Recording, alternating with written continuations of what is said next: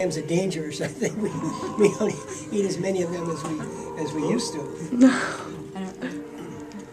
Well, I guess kind of along that line, we have some questions. All right. Sure. You sort of maybe answered this already, but what would be your favorite memory of growing up in your community, whether Growing up northeast or in Maryland? Either one. Favorite thing of growing up, Sally. Well, of course, the number one thing was meeting Sally. That was good. What?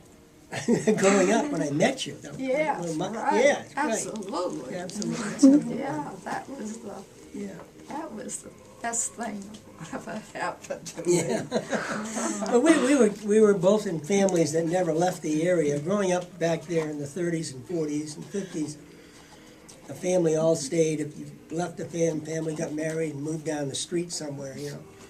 So Sally and I both, when we motored out of there in 1960, we left the family behind, you know, and we had all of our belongings in that 51 Chevrolet. Yeah, I know. Sally had a bag of Christmas presents. You remember that? Oh, yes, I do.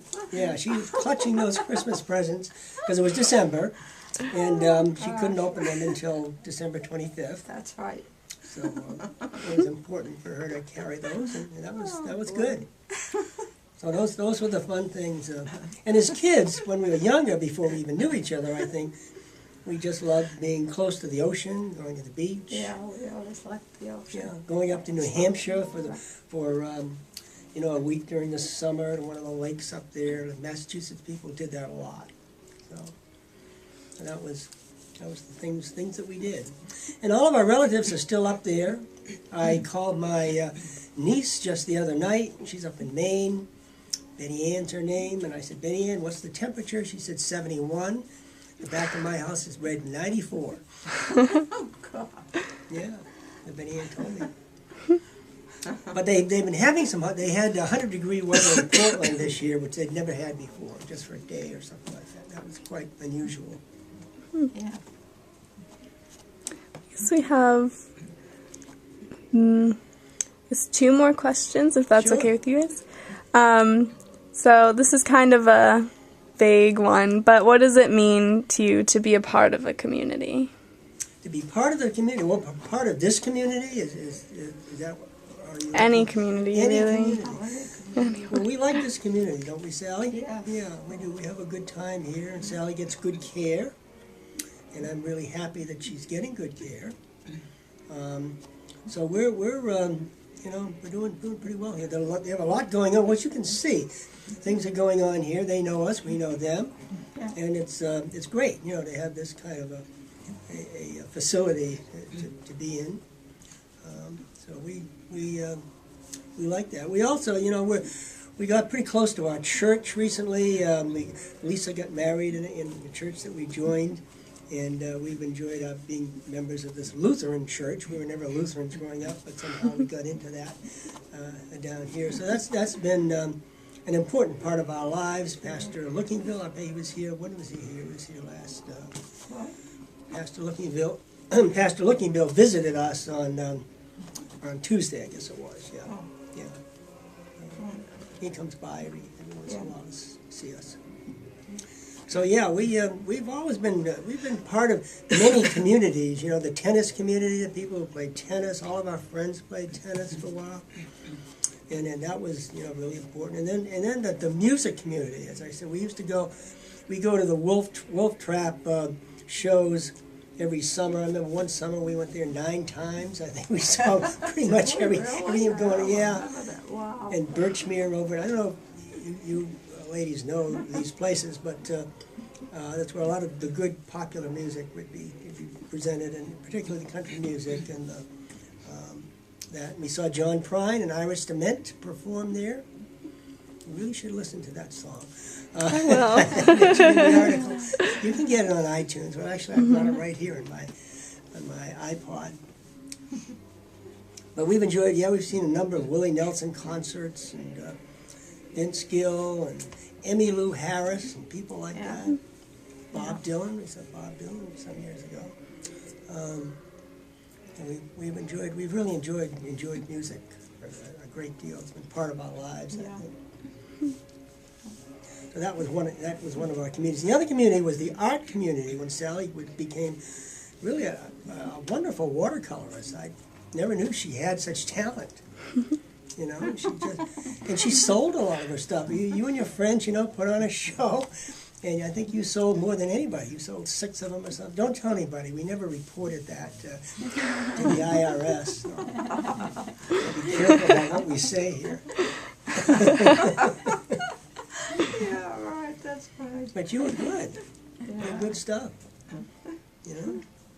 Remember that ribbon you got there for the Bethesda Chevy Chase Women's Club in Bethesda. Oh, yeah. There's their big juried show every year. It's one of the biggest art shows in this area. And it's a juried show, and they bring in these people. And Sally's miniature won a ribbon there. You were the only person in your group of painters that won a ribbon that year. Oh. I remember you were thrilled. You were so excited. You nearly fainted when you saw the ribbon on your painting. And then we got the professor from the University of Maryland, who was one of the jurors, and he came down and brought a bunch of people in, and he gave a little lecture on your painting. You know, He did? oh yeah. I told him how nifty it was. And it was an interesting little. She picked out some panels of the stained glass in our church and painted them, and it came out as sort of an Art Deco piece that the professor said looked like Art Deco work. So that's really been fun, and one of your friends got you started painting that you used to play tennis with, so tennis and art kind of blended together, and became something that you did. Yeah, it was good. So do you still stay in contact with people from those communities? Well, that's a good question. Not as much, because a lot of our friends over the years have left. They've gone to Florida. They've retired down there, so they're kind of scattered. So we have perhaps some new friends at our church and friends right here. So that kind of changes over time, depending on as you grow older. A lot of those friends you used to have, leave. It's good to hear that you've been making new ones. So Yeah. Oh, sure. Yeah. and I like the kind of connections that you made between all of the different communities. Like you got into tennis, and then tennis got you into art, and then so it's very cool. Your story is very cool to see how. I don't know. It's very cool. And music was always there. I had to tell you about the birthday party you set up for me, Sally, some years ago. I thought we were all going to Wolf Trap to hear some performer. I'd forgotten who it was. And Sally was getting the tickets, but we stopped at the Roberts house, I believe it was. And surprise, all of our friends were there, and it was a surprise birthday party for me. Oh, that's right. Yeah, right. That's right. And that was the night they had a belly dancer come in and dance. Yeah, And that was really fun. yeah, it was. Yeah. And you kept that a secret. I never imagined what was going on. I thought, oh, she's got the tickets. We're going off to see somebody at Wolf Trap. But we're going to stop at the Roberts house for a minute for some reason. And I walk in, and it's my birthday again. Yeah, and they had good music, and the music out back. It was hot, it was hot. And the belly dancer arrived around 9:30, 10 o'clock or something. We all had to dance in the belly dance. Yeah, that was pretty hot. Yeah. But that was pretty exciting. Yeah. That was funny. Yeah. That's great. You guys have a